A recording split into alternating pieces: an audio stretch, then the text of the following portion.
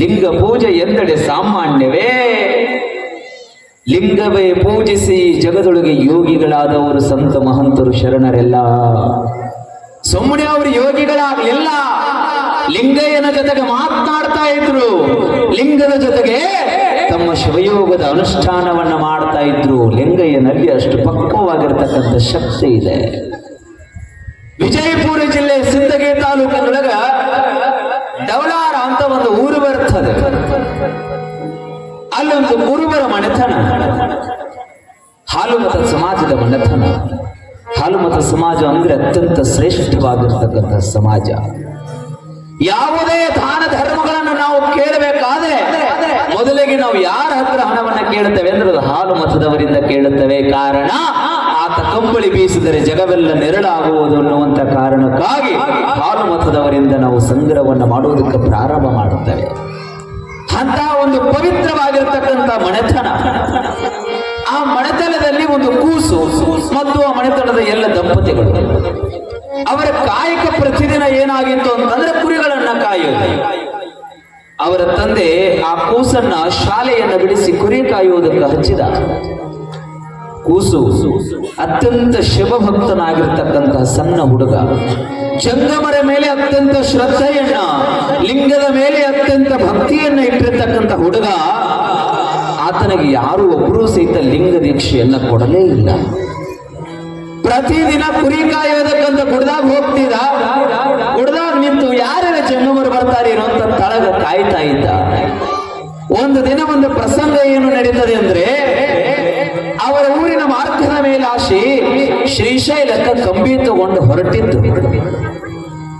ಮಲ್ಲಯ್ಯ ಉಭೇ ಉಭೇ ಅನ್ಕೊಂತ ಕಂಬಿಯನ್ನು ಹೊತ್ತುಕೊಂಡು ಹೋಗ್ತಾ ಇರಬೇಕಾದ್ರೆ ಇದನ್ನ ಗಮನಿಸಿದ ಆ ಸಣ್ಣ ಕೂಸು, ಗುಡ್ಡದ ತುತ್ತ ತುದಿಯನ್ನೇ ಏರಿದ ಕೂಸು ಗುಡ್ಡದಿಂದ ಓಡೋಡಿ ತಳಗು ಬಂದ ನಿಂತ. ಜಂಗಮರು ದೂರದಲ್ಲಿ ಬರ್ತಾ ಇದ್ದಿದ್ದನ್ನು ನೋಡಿರ್ತಕ್ಕಂಥ ಸಣ್ಣ ಕೂಸು ಅತ್ಯಂತ ಭಕ್ತಿಪೂರ್ವಕವಾಗಿ ಕೈಗಳನ್ನು ಮುಗಿದು ಶಿರವಾಗಿ ಜಂಗಮರ ಬರುವುದನ್ನ ಕಾಯ್ತಾ ಇದ್ದ. ಜಂಗಮರ ಬರೋದನ್ನ ಕಾಯ್ದಿರ್ತಕ್ಕಂಥ ಹುಡುಗ ಜಂಗಮರು ಬಂದ ತಕ್ಷಣ ಪಾದಕ್ಕೆ ನಮಸ್ಕಾರಗಳನ್ನ ಮಾಡಿ ಜಂಗಮರಿಗೆ ಕೇಳುತ್ತಾನಪ್ಪ, ನೀವು ಎಲ್ಲಿಗೆ ಹೊರಟೀರಿ? ತಮ್ಮ, ನಾವು ಕಂಬಿ ತಗೊಂಡು ಶ್ರೀಶೈಲಕ್ಕೆ ಹೊರಟಿದ್ದೇವೆ. ಯಪ್ಪ, ಆ ಶ್ರೀಶೈಲದೊಳಗೆ ಲಿಂಗ ಸಿಗುತ್ತಾವೇನ್ರಿ? ಸಣ್ಣ ಕೂಸು ಕೇಳುತ್ತದೆ. ಸುಮ್ಮನೆ ಗಮನಿಸ್ರಿ ನೀವೆಲ್ಲ. ಲಿಂಗವನ್ನ ಪೂಜಿಸಿದಡೆ ಏನಾಗಬಲ್ಲದು ಈ ಶರೀರ ಅನ್ನೋದಕ್ಕೆ ಉದಾಹರಣೆ. ಕೇಳ್ತಾನೆ, ಯಪ್ಪ, ಆ ಶ್ರೀಶೈಲದೊಳಗೆ ಲಿಂಗ ಸಿಗುತ್ತಾವೇನ್ರಿ? ಹೇಳ್ತಾರೆ ಜಂಗಮರು, ತಮ್ಮ, ಶ್ರೀಶೈಲದೊಳಗೆ ಲಿಂಗ ಸಿಗುತ್ತಾವ. ಯಪ್ಪ, ಹಾಗಾದ್ರ ನನಗ ಕುರಿಗಳನ್ನ ಬಿಟ್ಟು ಬರೋದಕ್ಕೆ ಸಾಧ್ಯ ಆಗೋದಿಲ್ಲ. ನಮ್ಮಪ್ಪ ನನ್ನನ್ನ ಕುರಿ ಕಾಯೋದಕ್ಕೆ ಹಚ್ಚಿ ಹೋಗ್ಯಾನ. ನಾನು ಬಂದು ಬಿಟ್ರೆ ನಮ್ಮ ಕುರಿಗಳೆಲ್ಲ ಉಪವಾಸದ ದಿನಗಳನ್ನು ಅನುಭವಿಸಬೇಕಾಗ್ತದೆ. ಆದರೆ ನೀವು ಶ್ರೀಶೈಲದಿಂದ ಪುನಃ ಇದೇ ಮಾರ್ಗದಲ್ಲಿ ನಿಮ್ಮ ಊರಿಗೆ ನೀವು ಹೋಗಬೇಕು. ಹೋಗುವಂತಹ ಸಂದರ್ಭದಲ್ಲಿ ಶ್ರೀಶೈಲದಿಂದ ತಂದಂತಹ ಲಿಂಗವನ್ನ ನನಗೆ ದೀಕ್ಷೆಯನ್ನು ಕರುಣಿಸಿ ತಾವು ಆಶೀರ್ವಾದ ಮಾಡಿ ಹೋಗಬೇಕು. ಆ ಲಿಂಗಕ್ಕೆ ಎಷ್ಟು ಹಣ ಆಗ್ತದೆ ಅಷ್ಟು ಹಣವನ್ನು ನಾನು ನಿಮಗೆ ಸತ್ತೇ ಕೊಡುತ್ತೇನೆ ಅಂತ ಹುಡುಗ ಲಿಂಗದ ಹಣವನ್ನು ಕೊಟ್ಟು ಜಂಗಮರನ್ನು ಕಳಿಸಿದ. ಜಂಗಮರು ಮಲ್ಲಯ್ಯ ಉಘೇ ಉಘೇ ಅನ್ಕೊಂತ ಹೊರಟರು ಶ್ರೀಶೈಲದ ಕಡೆಗೆ ಹೆಜ್ಜೆಯನ್ನ ಹಾಕಿ ಪ್ರತಿದಿನವೂ ಸಹಿತ ಕಾಯೋದಕ್ಕೆ ಪ್ರಾರಂಭ ಮಾಡಿದ ಕೂಸು ಗುಡ್ಡದ ತುತ್ತ ತುದೆಯ ಮೇಲೆ ನಿಲ್ಲಾತ. ತಳಗ ಜಂಗಮರು ಶ್ರೀಶೈಲದಿಂದ ಬರಾಕತ್ತಾರ ಅಂತ ಕಾಯುವಾತ. ಒಂದು ದಿನ ಹೋಯಿತು, 2 ದಿನ ಹೋಯಿತು, ಸುಮಾರು 30 ದಿನಗಳ ಕಾಲ ಗತಿಸಿ ಹೋಗಿ ಬಿಡ್ತು. ಪ್ರತಿದಿನ ತನ್ನ ಮುಖ ಕುರಿಗಳನ್ನ ಕಾಯಿಸುವುದರ ಕಡೆಗೆ ಇರಲಿಲ್ಲ. ಕುರಿಗಳನ್ನ ಮೇಯುವುದಕ್ಕೆ ಬಿಟ್ಟು ಜಂಗಮರನ್ನ ಕಾಯ್ತಾ ಲಿಂಗಕ್ಕಾಗಿ ಕುಳಿತುಕೊಂಡಿದ್ದ ಹುಡುಗ ಒಂದು ದಿನ ತಿಂಗಳ ಪರ್ಯಂತರವಾಗಿ ಸಾಗಿ ಹೋದ ಶ್ರೀಶೈಲದ ಜಾತ್ರೆ ಪೂರ್ಣವಾದ ಬಳಿಕ ಜಂಗಮರು ಶ್ರೀಶೈಲದಿಂದ ವಾಪಸ್ ಬರ್ತಾ ಇದ್ರು.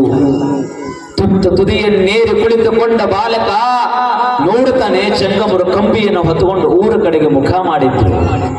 ಬಹಳ ಖುಷಿ ಆಯ್ತು ಜಂಗಮನಿಗೆ. ಅಯ್ಯೋ, ಅಲ್ಲಿ ಜಂಗಮರು ಬರಾಕತ್ತಾರ, ಅವರು ನನಗೆ ಕಟ್ಟೋದಕ್ಕ ಲಿಂಗ ತರಾಕತ್ತಾರ ಅಂತ ತಿಳ್ಕೊಂಡು ಸಣ್ಣ ಕೂಸು ಗುಡ್ಡದಿಂದ ಉಡೋಡಿ ತಳಗ ಬಂದ ನಿಂತ ಜಂಗಮರ ಬರುವಿಕೆಗಾಗಿ ಕಾಯ್ತಾ. ದುರಾದೃಷ್ಟವಶಾತ್ ಏನಾಗಿತ್ತು ಅಂದ್ರೆ ಜಂಗಮರ ಲಿಂಗವನ್ನ ತರೋದು ಮರೆತು ಬಂದು ಬಿಟ್ಟಿದ್ರು. ಲಿಂಗ ಅಂದ್ರೆ ಗೊತ್ತಿಲ್ಲ, ಏನಾದ್ರೂ ಮಾಡೋಣ ಅಂತ ತಿಳ್ಕೊಂಡು ಜಂಗಮರು ಏನು ಮಾಡಿದ್ರು ಅಂದ್ರೆ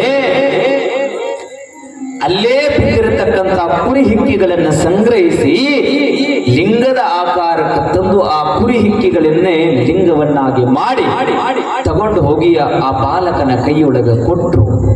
ತಮ್ಮ, ಈ ಲಿಂಗ ಶ್ರೀಶೈಲದಿಂದ ನಾನು ತಂದಿದ್ದೇನೆ, ಪ್ರತಿದಿನವೂ ಸಹಿತ ನಿತ್ಯ ಪೂಜೆಯನ್ನು ನೀನು ಮಾಡಬೇಕು ಅಂತ ಹೇಳಿ ಚನ್ನಗುರು ಆಶೀರ್ವಾದವನ್ನ ಮಾಡಿ ಹೊರಟೇ ಬಿಟ್ರು. ಲಿಂಗದಲ್ಲಿ ಶ್ರದ್ಧೆಯನ್ನು ಇಟ್ಟಂತ ಬಾಲಕ ಅತ್ಯಂತ ಭಕ್ತಿಪೂರ್ವಕವಾಗಿ, ಅತ್ಯಂತ ಶ್ರದ್ಧಾಪೂರ್ವಕವಾಗಿ ಪ್ರತಿದಿನವೂ ಸಹಿತ ಮನೆಯಲ್ಲಿ ಲಿಂಗ ಪೂಜೆಗೆ ಕುಳಿತಡೆ ಮನೆಯಲ್ಲಿ ತಂದೆ ತಾಯಿಗಳು ನಮಗೆ ಬೈತಾರ ಅಂತ ಹೇಳಿ ಕುರಿಗಳನ್ನ ತಗೊಂಡು ಬಂದು ಮೈಯೋದಕ್ಕ ಗುಡ್ಡದಲ್ಲಿ ಬಿಟ್ಟು ತಾನು ಒಂದು ಗಿಡದ ಮರದ ತಳಗಡೆ ಕುತ್ಕೊಂಡು ಏಕಾಂತವಾಗಿ ಲಿಂಗಯ್ಯನ ತದೇಕ ಚಿತ್ತದಿಂದ ನೋಡ್ತಾ ನೋಡ್ತಾ ಲಿಂಗ ಪೂಜೆಯಲ್ಲಿ ಮಗ್ನನಾಗಿ ಬಿಡ್ತಾ ಇದ್ದ ಬಾಲಕ. ಪ್ರತಿದಿನವೂ ಸಹಿತ ಹೀಗೆ ನಡೆಸಿದ. ವರ್ಷ ಹೋಯ್ತು, 2 ವರ್ಷವಾಯ್ತು, 3 ವರ್ಷವಾಯ್ತು.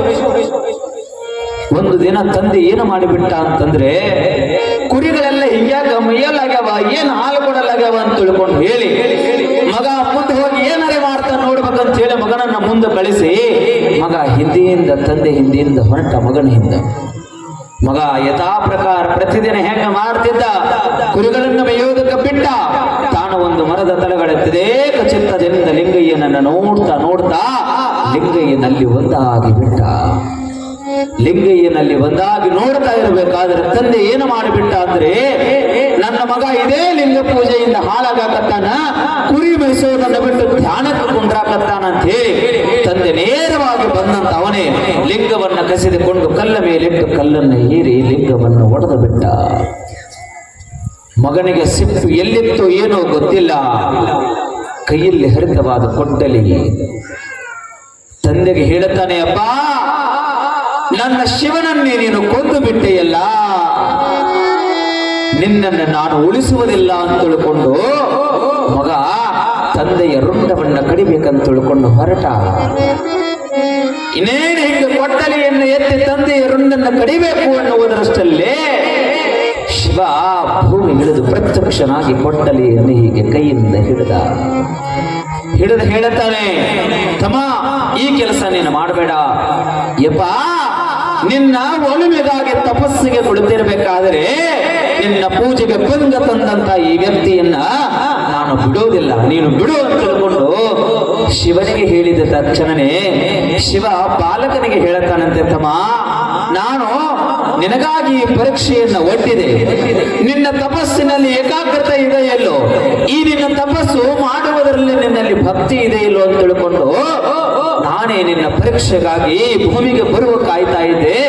ಈ ಪರೀಕ್ಷೆಯಲ್ಲಿ ನೀನು ಗೆದ್ದಿದ್ದೀಯಾ, ಶಿವನನ್ನ ನೀನು ಸಾಕ್ಷಾತ್ಕಾರ ಮಾಡಿಕೊಂಡಿದ್ದೀಯಾ, ಲಿಂಗಯ್ಯನನ್ನ ಪೂಜಿಸಿ ಲಿಂಗವೇ ನೀನಾಗಿದ್ದೀಯಾ. ಹಾಗಾಗಿ ನಿನಗೆ ಆಶೀರ್ವಾದ ಮಾಡ್ತೇನೆ, ಮುಂದೆ ಈ ನಾಡಿನಲ್ಲಿ ಕೇವಲ ನೀನು ವ್ಯಕ್ತಿಯಾಗಿ ಉಳಿಬೇಡ. ಆತನ ಹೆಸರು ಗೊಲ್ಲಾಳ ಅಂತ ತಿಳ್ಕೊಂಡು ಆತ ಪರಮೇಶ್ವರ ಹೇಳ್ತಾನೆ, ತಮ್ಮ ಇನ್ನು ಮೇಲಿಂದ ನೀನು ಗೊಲ್ಲಾಳನಲ್ಲ, ಈ ನಾಡಿಗೆ ಶ್ರೇಷ್ಠ ಶಿವಯೋಗಿಯಾಗಿ ಕುರುಬ ಗೊಲ್ಲಾಳನಾಗಿ ಜಗತ್ತಿಗೆ ಬಹುಬಂಧನವನ್ನ ಕಳೆದು ಭಕ್ತರಿಗೆ ನೀನು ಆಶೀರ್ವಾದ ಮಾಡು ಅಂತ ತಿಳ್ಕೊಂಡು ಹೇಳಿದ. ಇವತ್ತಿಗೆ ಅದೇ ಪುಣ್ಯಕ್ಷೇತ್ರವಾಗಿದೆ. ಅಲ್ಲಿ ಲಕ್ಷ ಜನ ಬಂದು ಗೊಲ್ಲಾಳನ ತೇರನ್ನ ಎಳೆತಾರೆ. ಕಾರಣ ಲಿಂಗಯ್ಯನನ್ನ ಪೂಜಿಸಿ ಲಿಂಗದಲ್ಲಿ ಒಂದಾದ ಮಹಾಯೋಗಿ ಗೊಲ್ಲಾಳೇಶ. ಪೂಜಿಸ್ಬೇಕು ಲಿಂಗವನ್ನ.